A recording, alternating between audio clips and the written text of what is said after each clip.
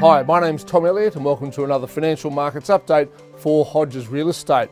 Well, this time last month, I've got to say, there was a lot of nervousness around. The share market was down almost 10% from its recent peak. There was talk of interest rate rises. The Reserve Bank of Australia was uttering grim warnings about a potential bubble in the local housing market.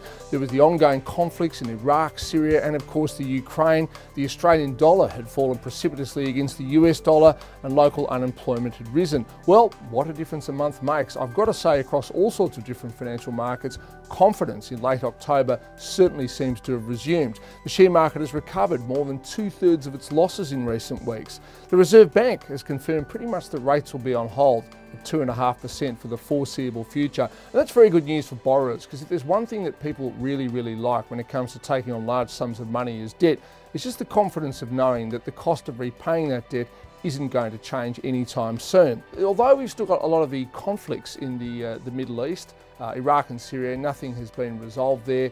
The Ukraine arguably is even getting worse, because Poland has announced in the last few days it's sending thousands of troops to its eastern border. But if you look at probably the most important thing, the bellwether if you like, that's the price of oil. Conflict in the Middle East traditionally has sent the price of oil up, but at the moment the price of oil is staying quite weak. And even though the Australian dollar has fallen, and it has steadied at around about 88 US cents, petrol prices, which are very important to local motorists, haven't changed, because the price of oil has pretty much fallen in lockstep with the $8. Right now the price of oil is just below US $90 a barrel. So despite all the conflict in the Middle East, the precious black gold that emerges from there hasn't changed in price, and that's good news. The Australian dollar, as I mentioned, has steadied around about 88 cents. The Reserve Bank would like to see the $8 lower. Now, we do know that Australia's manufacturing industry is beleaguered and a lot of it is in the process of shutting down, but other exporters like miners, like farmers, food processors and so forth do benefit enormously from a lower Australian dollar, as do foreign real estate buyers who, judging by recent auction action, are still out in force, particularly in the all-important markets of Melbourne and Sydney. And the unemployment rate is also interesting. The Australian Bureau of Statistics has recently admitted that it has changed its methodology to calculating unemployment. All of a sudden, the official rate of unemployment has suddenly fallen again from around 6.4% nationally to just 6.1% in the most recent survey. Only time will tell if that fall is able to be maintained. So overall, late October, early November, confidence has resumed in financial markets.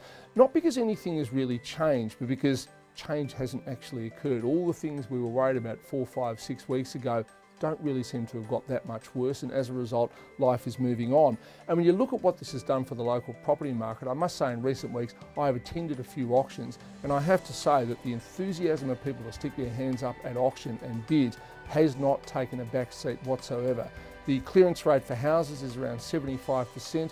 For apartments, slightly lower at 69 to 70%. The overall clearance rate about 73, 74.